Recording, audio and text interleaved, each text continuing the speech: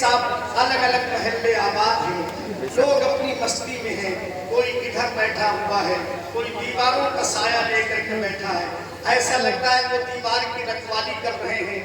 अब वो कहा था किसी ने कि मशीनी दौर है, हर शय पसंद रफ्तार चलती है, समझ रहे, हर शय पसंद रफ्तार चलती है, जहाज रुकते हैं सड़कों पर चमकती कार चलती है, ऐसा है कि नहीं, जहाज रुकते हैं सड़कों पर चमकती कार चलती है।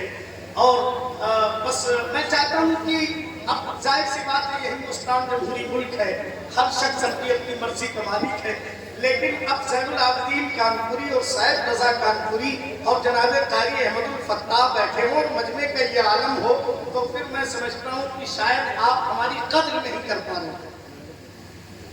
ये सब फालतू लोग नहीं है, बहुत मशहूर लोग हैं और बहुत मसरूफ लोग हैं। दरहरा वालों, अब एक आध घंटे की बात है, अगर थोड़ी मोहब्बत दे देंगे आप तो हम वर्षों तक याद रखेंगे आपकी बात। बहरहाल हम तो ये माइक हवाले करने जा रहे हैं, अगर आप लोगों से पंख हुए तो कोशिश कीजिए कुर्सियां आगे खाइए, आ करके बैठ जाइए, वो दीवारों की रखवाली न कीजिए, हम उसकी रखवाली के लिए अपने मुवक्किल और कुछ जिन्नात भेज देंगे। आ जाइए तशरीफ लाइए। बहरहाल सैयद रज़ा कानपुरी इतने खूबसूरत हैं कि आप उनके चेहरे की कशिश के तवस्सुल से इंशाअल्लाह उनसे बहुत करीब हो जाएंगे।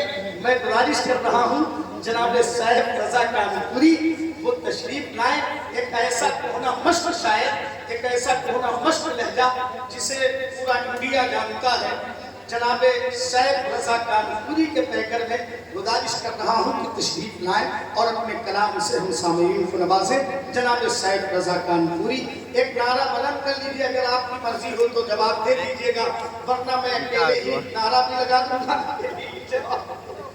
बहरहाल माशाअल्लाह यार मैं देख करके मुझे बहुत तकलीफ हो रही है कि ये दरहरा वाले आखिर क्या कर रहे हैं। माशाअल्लाह जरा सा आप जो शेरों को शेर सुनाया जाता है, हाँ